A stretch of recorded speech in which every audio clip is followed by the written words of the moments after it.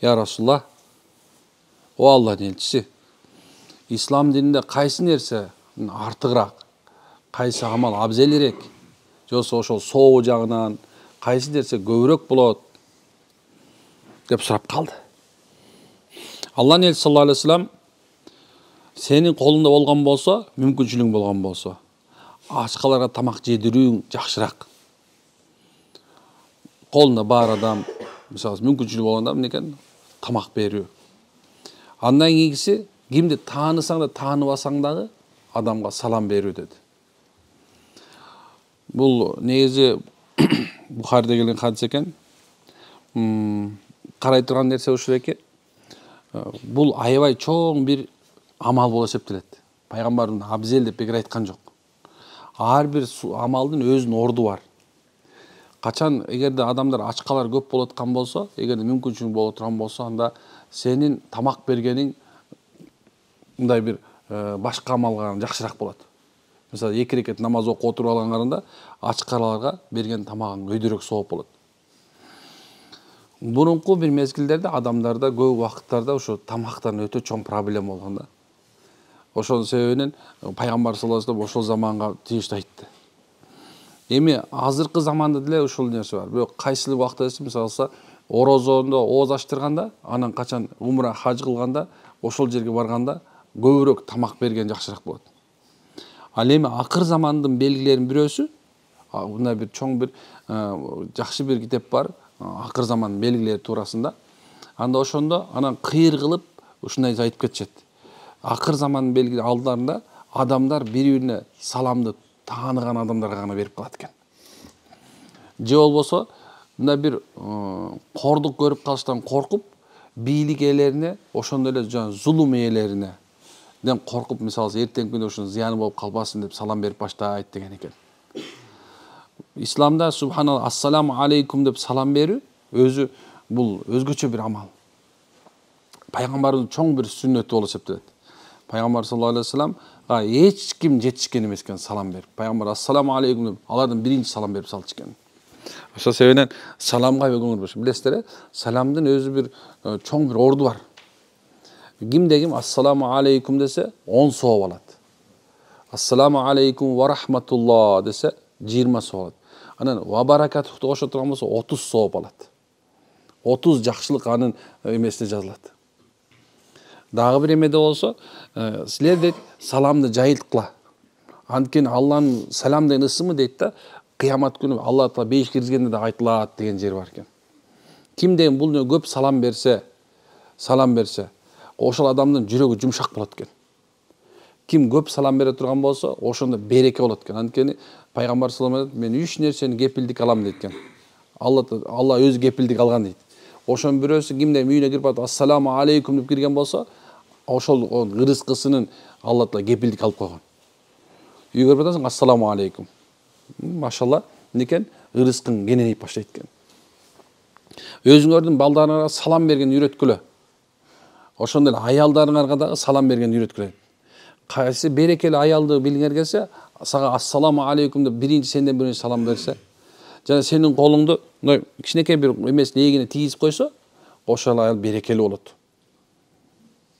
Ушундай көп нерселер бар туурабы? Бирок айтайын десе, баарыбыз эле ошондой болсун каалайбыз, Султан Сулайман болуп калышты туура. Бирок эмнекен ушунда бир береке бар экен. Саламдын аркасында бир мамиле бар. Мамиленин аркасында субханалла чоң бир көңүл бар. Көңүлдүн аркасында бейиш бар, машалла. Кийин дагы бир эмеде пайгамбарыбыз бир сахабаны көрүп, эгер сен жакшы нерсе билгиң келсе дейт, анда өзүңдүн муктаждыгыңан ашкан нерсени Алла жолуна сарптоо бул сен үчүн жакшы нерсе. Өзүңдүн ашып турган нерсени. Ал эми муктаждыктан ашкан дейт, бул жакшы дейт. Ал аны сактап койсоң бул зыян болот деген. Негизи бар эле дүнүйө деп айта беришет. Дүнүйөгө матып кеттик, тигиндей болуп кеттик. Бирок эгерде сенин карызың болуп турса, үй бүлөң кийим, аялыңдын кийими болбой турса, балдарыңдын кийими болбой турса, негизи муктаждыгыңа жараша нерсең жок болуп турса, ал дүнүйө кылуу болуп эсептелбейт ал. Ал муктаждыкты бүтүрүү болуп эсептелет.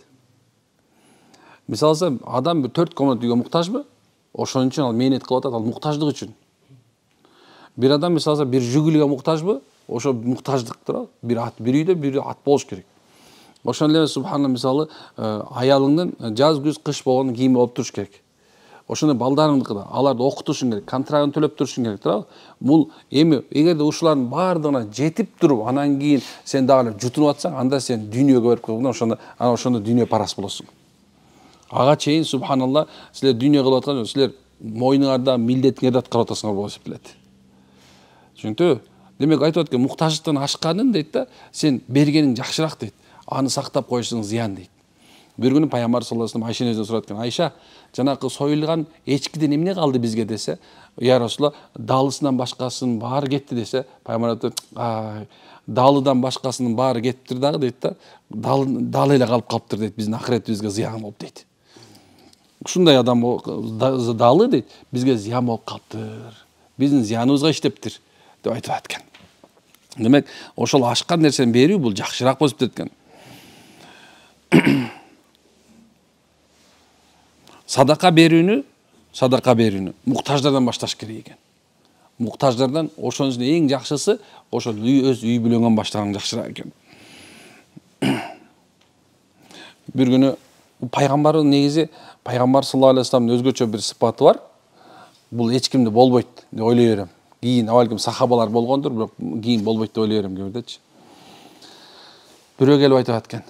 Пайгамбарга келип, "Ya Rasulullah, ey Muhammed, men sen diniga gireyin dedim. Meni sүйүндүрчү дептир." Dese, баягы айтқан, мейли. Бул эки төөнүн ортосунда канча мал болсо сеники болсун дептир. Эки төө турат экен бияна. Ошо бир эме атар кой болгон экен да. Ошону айдап барат, анан кийин кыйкыр үйүнө барып, "Эй коомум, эй элим, укула. Мухаммед ушундай дин алып келиптир, анан ислам экен. Ал ушундай пайгамбар экен, ал такыр дүйнөгө кызыкпайт экен" дейт. Силер да барсаңар, силерге да берет дейт. Карасаң кандай нерсе? Пайгамбарыбыз үчүн мында канча мал болсо да ал баркы болгон эмес. Мисалы биздин эле Шабдан атабыз айтып беребиз го дайыма. Бизде Шабдан ата деген өткөн, Жантайдын баласы Шабдан Баатыр деген. Ошол киши баягы орустар мында алтын медаль берген экен. Анан акырына жатса бир дервиш келип, "Эй, Шабдан ачкалыктан ушундай кылмамса, эмне колунда эчтекеси калбай калган мезгилде баягы алтын медальды колуна карматып салган экен дегенчи. Ошонун барканча эле ал медалды көрсөтүп турган болсо канчасы токтойт эле, бирок эмнекен ошондо берип салган экен да. Биздин ата бабаларыбыз негизи ушундар менен сугарылган адамдар болгон да. Биз болсобуз дүйнөдө дайыма айтып берем, дайыма айтам бул нерсени. Мурункулар өлгөндөн корккон эмес да. Мурунку пайгамбар, сахабалар, табиин, андай алым уламалар, ушул мисалы ушул биз качан бул Советтер Союзу келгенге чейин айтып берем да. Өлгөндөн эч ким корккон эмес да. Эч ким корккон эмес. Бирок биз азыр коркобуз өлгөндөнчү. Эмне үчүн десе, мурункулар субхана тыштап кеткен эчтекеси жок калган да, корккон эмес да, кете берген да. Биз болсо ушунча үйүп алганбыз, ошону менен тыштап кеткенден коркобуз да. Ошону пайгамбар айтты, силер өзүңөр алдыңарга жиберип койгонуңардын баары силердики, мураскорлордуку болсо, некен ал силердики эмес деп. Сурайт экен, кайсы десе, силер алдыга жибергениңер нерсеңер бар деп. Берген садакаң, берген жакшылыктарың, кылган жакшылыгың, берген тамагың, бүт нерсенин баардыгы ал биздики, өзүңдүкү. Бирок субханалла, калган баардыгы эмне экен? Калып калган мураскол, сеники болбойт ал. Ушунун себебинен уламалар өлгөнгө чейин садака кылла. Өлгөнгө чейин садака кылла. Мындай тынбагыла, бир күндө болбосун садака бербеген күн болбосун. Такыр болбогондо субхана күчүңдү садакага бер. Субхана бирөндү бир ташты алып кой, жолдогу ташты алып кой. Бул имандуулардын белгиси да турабы? Биз дайыма айтып берем, садака кылгыла, садака. Анткени пайгамбардын убадасы бар да. Садакага убада бар. Пайгамбар айтат, мен 3 нерсеге ант ичип айтам. Силерге да ошол нерсени кылгыла деп айтам. Анан жаттап алгыла дептир. Жаттап алгыла. Биринчиси билгин дейт. Эч бир адамдын малы садака менен кемип калбайт. Биринчиси. Демек, бизде ушундай нерсе бизде көп болсо, анан кийин мисалы ошол нерсени береке дейбиз го. Жок, береке качан сен берип баштаганда болот. Качан берип баштаганда, анан бир эшик ачылат. Ал эшик башкача эшик болот да. Мына биринчисini бересиң. Мен бир олиянын окуясын айтып берейин. Бир бай келиптир. мен садака берет элем дейт. Анан айтат экен, мейли садака бер. Анан кийин бар садака берет экен түн ичинде. Берсе, ал бир эмеге берилип калыптыр, союкка. Союкка берип калыптыр да, ал түнү менен ушунда бир келе мага садака бер деп, баягылардын бар союклардын баарын дагы бир нерсе кылган экен да, баягысын. Эртеси угулат ушундай болуптур. Анан экинчисин бериптир, бир байга берип коюптур. Ал байга берет, субханалла, ал бай дагы садака берилген күнү башкача коротот.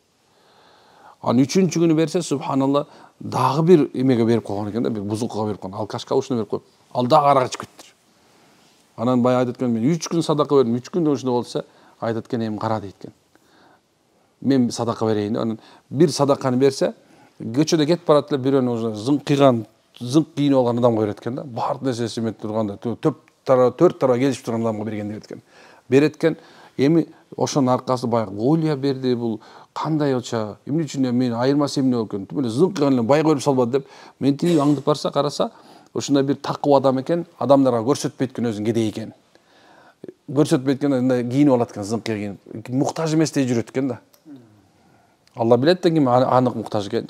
Үйүнө үмүт караса, балдарын алып чыгып, мындай болду, балдарым мынакей эми болду, Кудай буйрса, бир жумадан бери 10 күндөн бери тамак иче элеңер, эми Кудай буйрса бүгүн тамак ичебиз деген турбайбы. Мына десе, айтат экен, таң калып, сиз эмне үчүн меники ушундай болуп 3 күн бою тең мындай бузукларга берилди, сиздики биринчи берилди ушундай айтат экен, сенде тапканың арамдан болчу дейт. Ошон үчүн арамга кетти деген экен. Кээ бир адамдар ойлойт да, мисалы, взятка менен, бирөөнү уурдап алыш менен, тигине бир акча таап алыш менен садака берип койсом баягы тазаланып каласыз десет да. Жок, ал тазаланбайт ал. Жанагы арам нерсе менен алып келген нерсе тазаланбайт. Ошол себептен эмнекен адалдан таап туруп, аны адалдан бере турган болсочу, анын сообу да бир нечеси көбөйөт. Дагы бир эмеде бир сом садака 10дон 700ге чейин көтөрүлүп барат. Аллаху акбар. Ушундай деңгеси бар. Кийин айтып аткан, бул кемибейт. Эгерде сен адалдан таап берип аткан болсоң, арамдын бир жаман нерсеси бар. Кыргызда сөз бар туурабы, баласы, атасы мындай кашыкта тапканды баласы чөмүчтөп чачат деп отурабы. Ушул нерсени көрүп атабыз азыр, субханалла. Арамдан табылган баары тең чөмүчтөп кетет. Эгер адалдан табылган болсо, сөзсүз ошонун пайдасы болот иншалла. Сөзсүз сенин балаңа да жугумдуу болот, балаңдын баласы да сенин жугумдуу болот иншалла. Экинчиси дейт, экинчиси кайсы бир зулумга жолуккан болсоң, же болбосо ооручка жолуккан болсоң, сен сабырга турган болсоң, сени Алла Таала ушундай кылат экен, зулумга сабыр кылган себебинен Алла сенин даражаңды дагы көтөрүп коет экен. Зулум болду, бирөө сени аркаңан жамандады, бирөө сени боктоду, жоктоду, сени азабыңды берди да, мындай айткандачы. Демек, ошол адам эгер ошо чыдап кое турган болсо, сабыр кылса, Алла Таала улуулукту берип коет экен, аны эч ким түшүрө албайт эми, болду. Мүмкүн эмес түшүрүп коюшу. Үчүнчүсү ушул экен, субханалла, Аллаху акбар. Эмине кимде дейт, бирөөдөн суроо, тилемчилешин ачып алган болсо дейт, Аллах ага жакырчылык жашын ачып коет. Бил дейт, эгерде сен тилемчилик менен алектенип алган болсоң дейт, эч качан бул дүйнөдө жыргал көрбөйт экенсиң. Жанагындай жолдо азыр көрүнүп калдыгы. Азыр ушундай нерсе менен буттарын жанагындай жасашып, коляскага отуруп алышып ушинтип жүрөт го.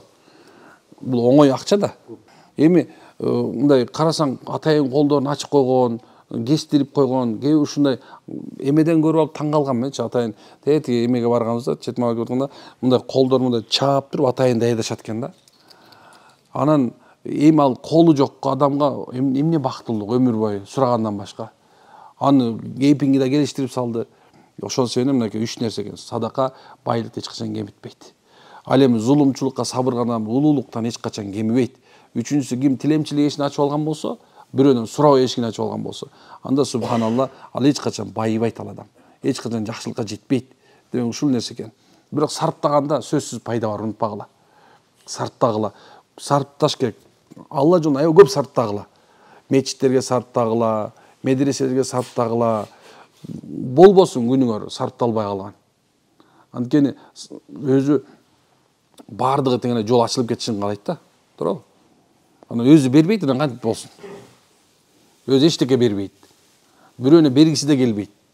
Бер десең жаман көрөт. Ушундай да. Ошон үчүн субханалла, хадис пайгамбарыбыз хадистеринде ушундай нерселер бар экен иншалла. Алла баарыбызга берешендик, кол март кылышка насип кылган болсун. Субханак хамдик, ашхана анта астагфирука ва атубу илейк. Алла разы болсун.